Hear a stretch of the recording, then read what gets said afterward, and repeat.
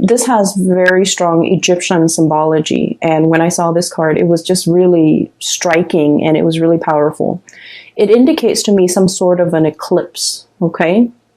And I feel like it could be the moon covering the sun, or the earth, the shadow of the earth covering the sun. And the sun indicates a very strong masculine energy. It indicates the self, the ego.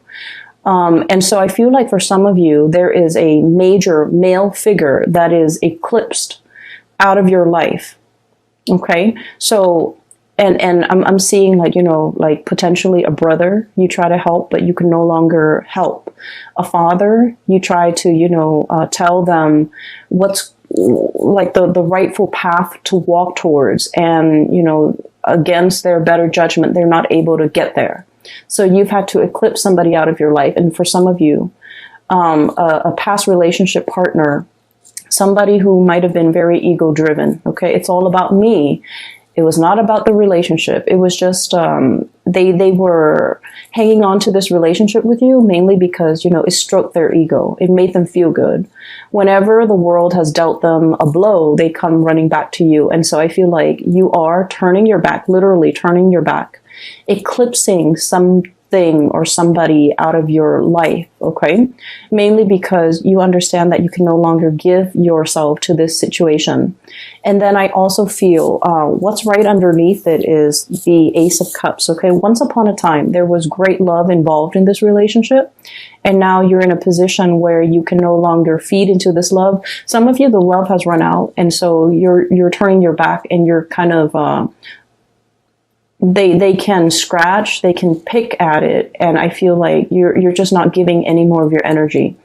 I feel for some of you, this love is eclipsed because there is a new love that is as comparable. The message I'm hearing here is once upon a time, okay? So I feel like there was the beginning, whatever that situation is or whoever that person is in your life, it was a very fairy tale, puppy love, like overly romanticized, overly idealized type of a love where you thought in your naivety, okay? And in Scorpios, I say that very loosely because you guys are very realistic.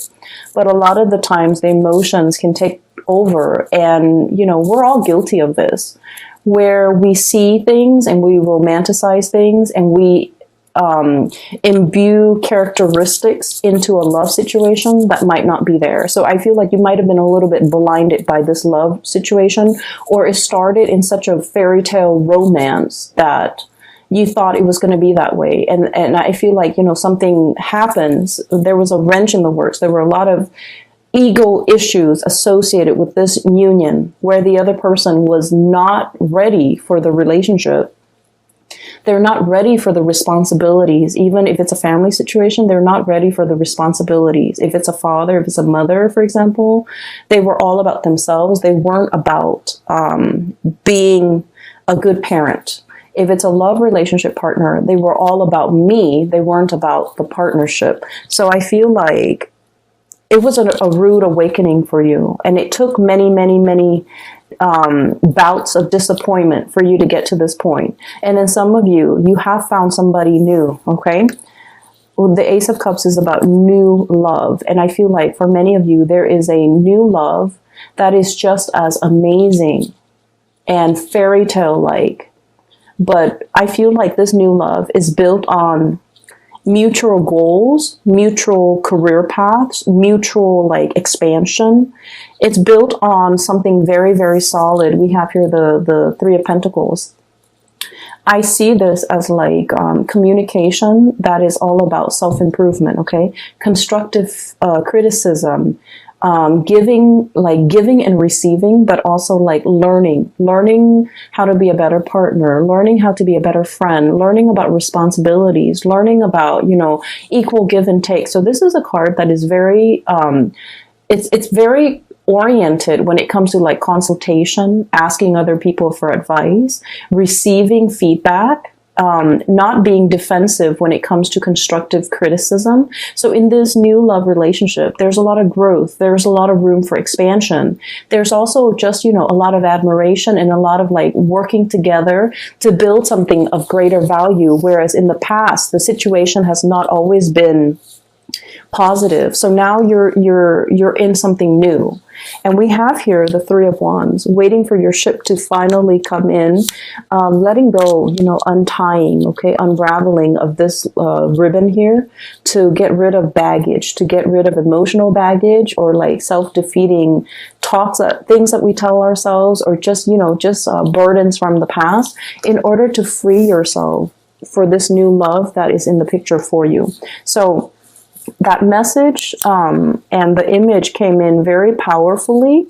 So I feel like a lot of the times, and this is why, a lot of people don't like Mercury retrograde. I don't like it. I have a lot of air and it affects my communication. And I'm an Aquarius, so it also affects a lot of electronics around me. They malfunction like just left and right. So I don't really enjoy Mercury in retrograde cycles.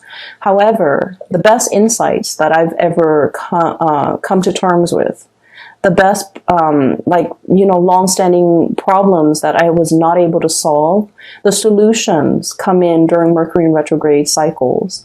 And things that I thought I could put up with, they kind of implode and they become very overwhelming. And it's basically a signal for me to let things go. And I feel like you're coming across very similar energies where you weren't really sure which way to go. And this Mercury retrograde cycle pretty much solidifies your decisions, okay?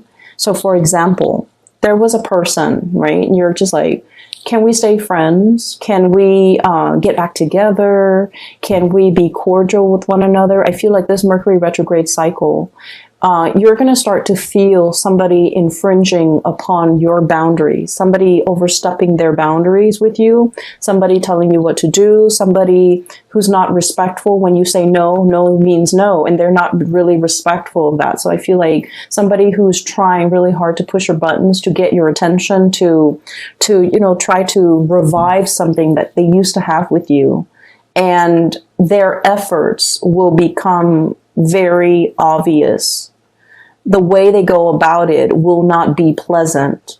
And I see that you're going to start to realize that, you know what, this is their pattern. This is like a running theme with them. You're going to be able to be you're going to be sensitive to the imbalance in the relationship with them, to the point where you will make up your mind not to tolerate it and eclipse this person from your life. Okay. So I definitely see a lot of unraveling. Okay. No longer being bound to something and moving ahead to a new love situation, a new environment where it's a lot healthier. It's a lot more about communication. It's a lot more about growth and expansion and walking towards somebody that is a lot more compatible and a more like you. But the bottom line is, I feel some of you are able to leave the past behind because you have the support of a grand new love. Okay, so the first 6 cards are pretty much reinforcing the energy of that image I'm seeing. Okay, so here's the thing. I mentioned this with Taurus, okay? So Taurus is a fellow fixed sign, and this is a common theme when it comes to fixed signs, okay? So Taurus, Leo, Scorpio, and Aquarius, okay? Being a fixed sign basically means that, when we say we're going to do something, even if we're sick, even if we're on our deathbed, we drag ourselves out of bed in order to finish that thing because we promised somebody we would do it. So there's a lot of, I feel like, it's like you're a man of your word. You're a woman of your word. When you say you're going to do something, people hold you to it. They have a great deal of respect for you, how trustworthy you are, as well as how stable and dependable you are, okay? It's a very strong virtue of a fixed sign. And then the flip side of that, okay, the shadow side of being a fixed sign, especially for you guys, Scorpio, is that you hang on to situations for a little bit too long, okay? You have those pincers, okay? And then you grab onto situations, even when something is not good for you, okay? Mainly because I feel for you guys, it's that emotional investment, the sunk cost, okay? I've spent this much amount of time on this person. And I feel like a lot of the times, you know, your emotions take over. When you're in love, you love desperately with, you know, your body, your heart, your soul. And it's really hard for you to hold back when it comes to somebody that you love. You would go to the ends of the earth for the other person. Okay. That's how devoted you are.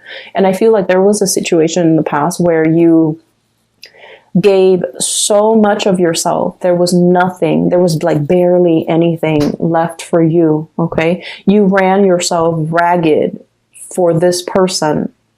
And then you realize that I feel like it took something away from you. You know, it was like one of those things where, yes, you can recover from it. You can step away, start your life all over again. But it did something to you. It knocked that sense of naivety from you. It taught you a lot about, you know, loving yourself first. It taught you a lot about, you know, setting healthy boundaries. And it taught you a lot about, you know, really putting yourself first more than anything. Okay, so in this situation, I feel like there's a lot of fears. Okay, so like in this new love situation, everything is very stable. There's great communication. There's great passion, chemistry. But you don't want to play the fool. You're not going to rush into it, you know, with a blindfold on.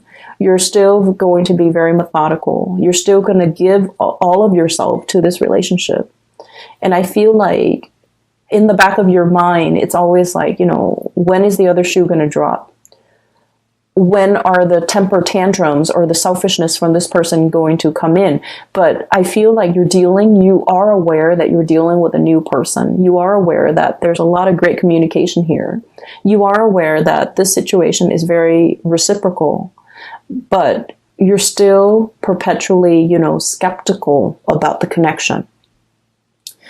So that's the first thing. I feel like you guys have really strong intuition, but when you're in love, you overlook a lot of things. Okay, so I have here the Magician, sleight of hand. Okay, so the words that come out with this card here is like concealment. Okay, distraction, a red herring, somebody creating a distraction to kind of like lead the audience or the viewers to focus on something else that they want to show rather than something else that other people might be curious about. So it's like sleight of hands, the trick, okay? It's like the trickster.